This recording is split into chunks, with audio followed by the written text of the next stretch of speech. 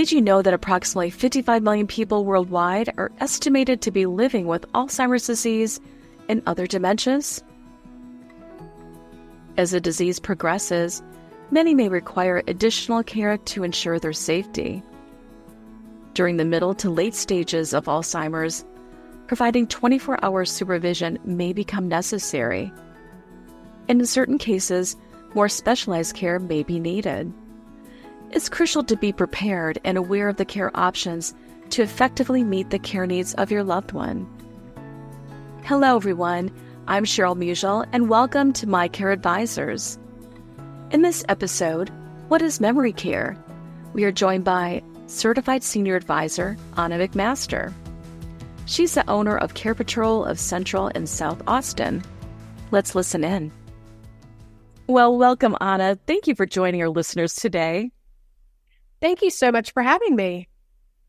Well, Anna, I was wondering, could you please explain exactly what is memory care and the specialized services that are provided for individuals receiving this care? So memory care is a secured, monitored part of an assisted living building or a standalone building that only does memory care. And it's designed for people who have Alzheimer's or any other form of dementia, who need to be in a place with 24-hour care and in a place that they won't be able to walk out the front door, and in a place that has dementia practitioners who are able to deal with their disease and the symptoms of that. Oh, well, thank you for this description. And I was wondering, you mentioned assisted living care. So how do memory care services really differ from those that are offered inside of assisted living community? I think of assisted living as an apartment where you are still independent, but you're receiving some help with activities of daily living. So you're getting some help with showering, dressing, medication management, but ultimately you can still get yourself to the dining room. You can still participate in activities. And you remember that if you need help, you'll press a button and somebody can come and find you. Memory care really is meant for people who are no longer able to do those things independently. And often what we find is that they forget to press that button. So all of a sudden, when they need help, they don't know how to advocate for themselves. Or they've gotten to the point where they might be walking out the front door or doing something harmful to themselves or others, or it's simply not appropriate for them to be in assisted living social environments either. Assisted living is great, and people always ask me, my mom has dementia, is she going to be able to live in assisted living? Yes, absolutely. If they didn't accept dementia residents in assisted living, none of these buildings would have anybody in there. But there does come a point where memory care is the more appropriate level of care. Oh, that makes perfect sense. And I was wondering, you started mentioning some of the benefits of memory care. Can you kind of delve a little bit deeper into that and share what you have experienced as a senior care advisor? I think the biggest thing is safety. It's just knowing that your loved one is in a place where they have 24/7 care, 24/7 eyes on them, and that they won't be able to do anything harmful to themselves or others. Somebody once said to me, it's like a secure unit, but it's like a hug. And I said, oh, it's like a hug. Okay, that's kind of a nice way of saying that. But I think one of the biggest benefits is really for the caregiver. They get to go back to being a spouse or a family member rather than being a full-time caregiver. Never underestimate how difficult it is to be a caregiver for someone who has dementia. And there does come a point where it's really beneficial for everyone involved to hand that level of care off to a professional so that you can enjoy your loved one without the stress of everything that caregiving brings. Oh, Anna, you've really spoken about something that's extremely important. I loved what you said about the spouse can become a spouse again, instead of that family caregiver that's there 24/7. And so it's an addition to that.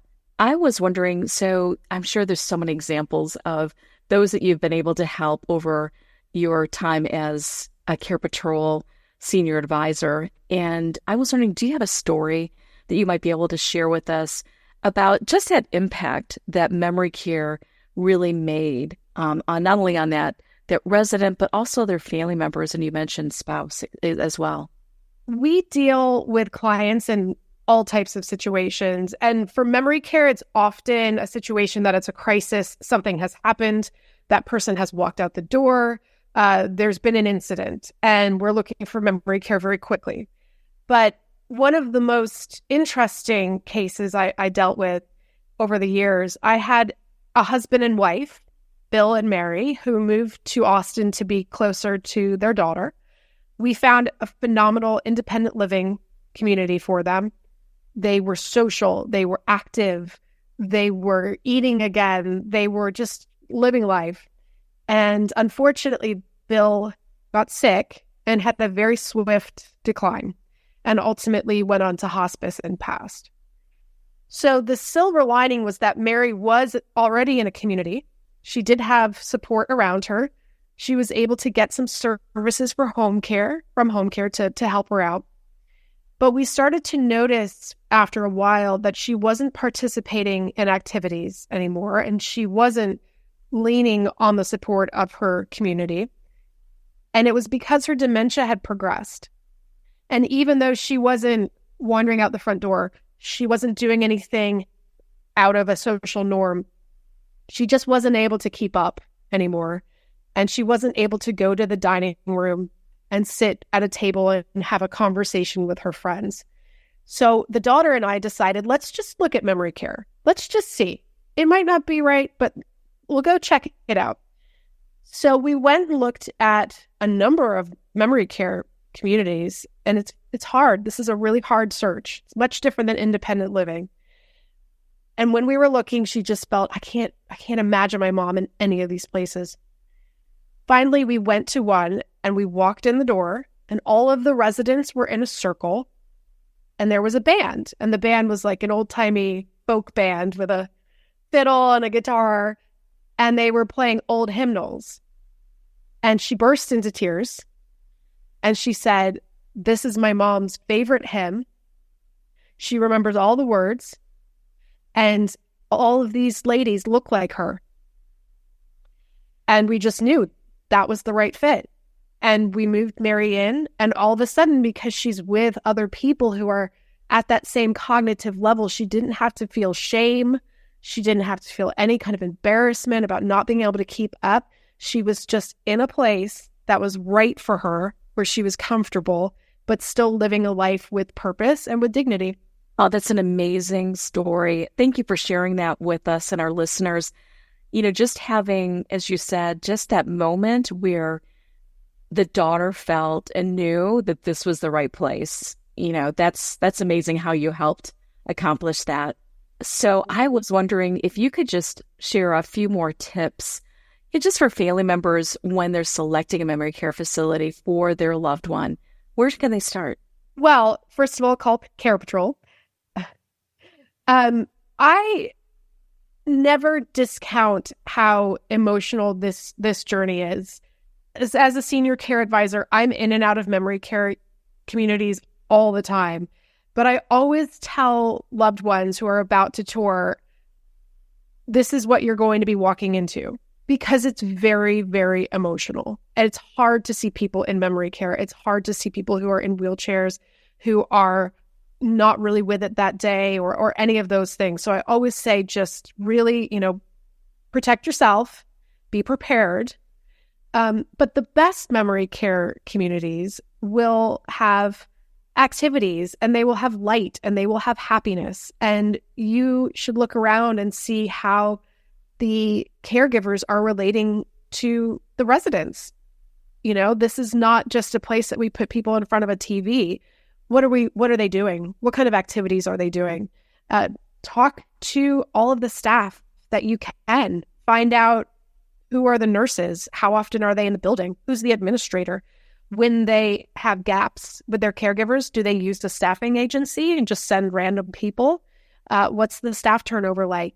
But the biggest thing is really, you are walking into a quote, a community, and that's what it should feel like. And when you find the right one, you'll know. Oh, that's a really great thought. It's just kind of like when you walk in, you're going to know that this is potentially the right place.